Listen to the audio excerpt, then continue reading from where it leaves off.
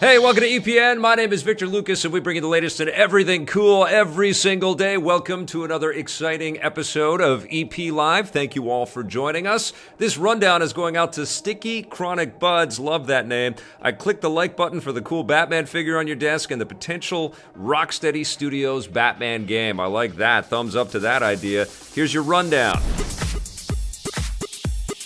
Nintendo made some huge announcements yesterday evening during their latest Nintendo Direct presentation. Here's what has us the most excited. First up, Luigi really isn't dead because Nintendo announced an all-new Luigi's Mansion coming to the Switch next year. It has the working title, Luigi's Mansion 3, and looks like it will have side-scrolling 2.5D visuals. Since it's just being announced now, don't expect to be playing it until late next year. In the meantime, the original Luigi's Mansion, first released on the GameCube in 2001, is coming to the 3DS. That launches next month, just in time for Halloween, and I can't wait to play that again. Also arriving next year, Nintendo has officially confirmed that they're working on an all-new Animal Crossing for the Switch. No gameplay yet. So far, all they've shown is a cinematic trailer featuring the greedy Tom Nook, so maybe this game will focus more heavily on him than previous titles. We'll have to wait and see. Animal Crossing fans are also happy to know that the franchise favorite Isabelle is the latest character to join the roster of Super Smash Bros. Ultimate. She's so cute and cuddly, hopefully it's not too difficult punching her in the face. Speaking of cute and cuddly, the long-awaited Yoshi game for the Switch finally has a title. It's called Yoshi's Crafted World, and as expected, we'll see a miniature version of Yoshi in tiny side-scrolling levels. The game was first shown off at E3 2017 and will finally arrive in spring 2019.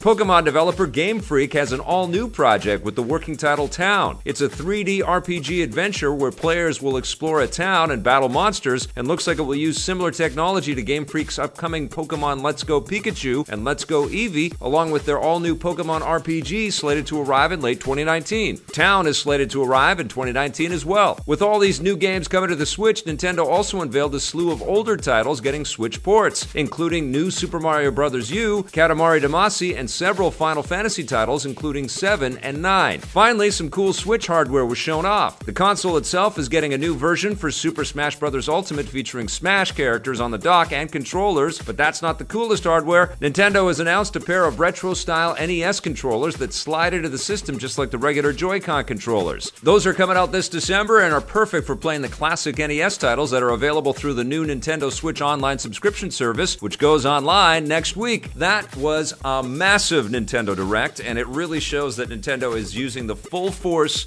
of the momentum of the Switch to come at us with tons of games. Yes, a lot of them are kind of heavily weighted for 2019, and it's just a teaser of what's coming. I mean, if this is all the stuff that's already kind of coming our way for next year, just imagine what's coming up for the Nintendo Directs around E3 timeframe or even GDC timeframe. It's going to be a very exciting year to be a Switch owner next year. I'm stoked that, 30 years later or more, Nintendo can still get us hyped about NES controllers, which is just incredible. And didn't we just buy NES controllers for our NES Classic Edition?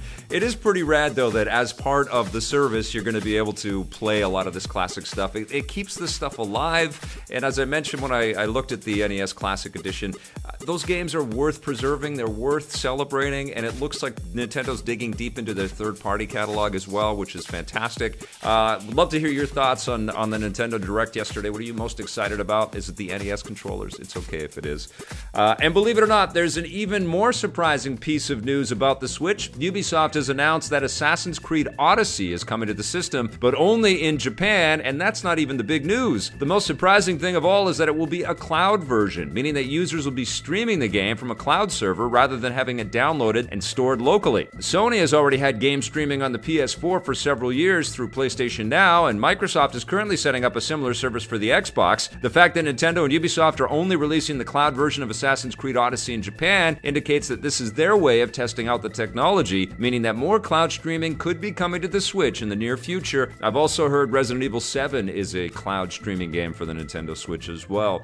So clearly, some of the big publishers are getting around this concept, and this is just the beginning, folks. I mean, we're talking about subscription, and we're talking about streaming. I think there's going to be some really, really big competition in the game space. Clearly, we need faster internet everywhere, and maybe 5G is going to be the solution here for a lot of this stuff, but Yep, I think we're going to be seeing a lot more streaming games. Dave Perry talked to me about this, the ex-Shiny guy, and then he was one of the big wigs at Gaikai, and that actually ended up becoming PlayStation Now. But he talked to me about cloud streaming games maybe 15 years ago. He said soon computers are going to be so powerful and the internet's going to be so fast, you're going to be able to do all of the horsepower stuff in these big server farms and basically stream it to everything. And I was like, what are you talking about, you crazy, crazy man? But he was right, and I think this is a perfect example.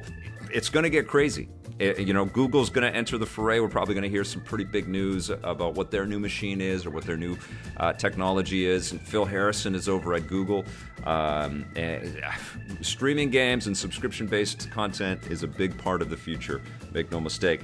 Now, it looks like Venom is going to be ripping off arms, tearing off legs, and devouring your head in the most family-friendly way possible. The new Venom movie starring Tom Hardy as the ravenous Marvel villain has officially been given a PG-13 rating by the MPAA. Some fans were hoping that the film would go for a more Venom-appropriate R rating, but Sony Pictures apparently wants the film to be more marketable to youngsters. PG-13 happens to be the same rating as Spider-Man Homecoming and pretty much every other superhero movie, with the notable exception of recent outings like Deadpool and Logan. Venom oozes its way into theaters in 3 short weeks. I can't really fault Sony Pictures for making this decision because they are still heavily invested in Spider-Man, clearly.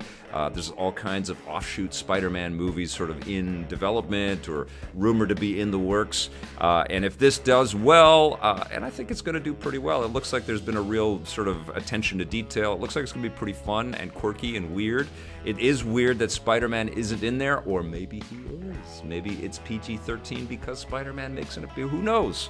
But it's Sony's business to kind of manage right now, and Spider-Man and Venom go together. And Spider-Man is a PG-13 property. It just is. So Venom is going to have to be insidious and scary without the blood spurting everywhere and the foul language of Logan and Deadpool. I mean, it would have been cool to go all the way with this, but maybe this is the beginning of Venom as a marketable character, and down the road they can do an R-rated thing like they did with Wolverine.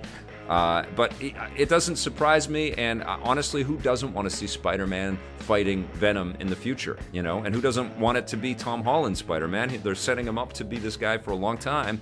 That would be great. And so, yeah, I'm okay with it. I mean, it's a little weird, but they're just starting out with this. And if it's a good movie, we could be, in for some good surprises in the Spider-Verse for a long time, which would be great.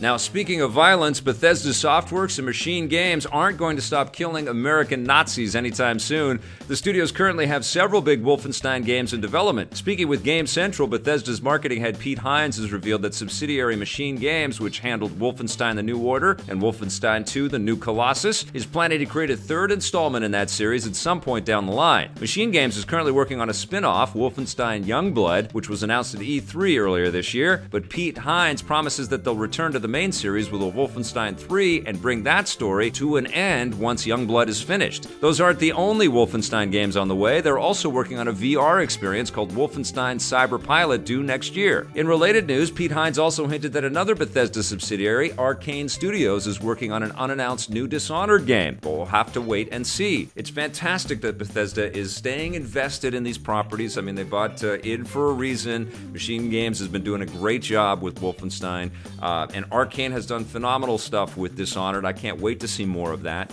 especially with all of the recent game learnings and these incredibly robust action RPGs that are out there. Dishonored 2 was great, but I think Arcane can also amp it up a little bit and give us a little more freedom, I think, in the worlds that we're going to explore.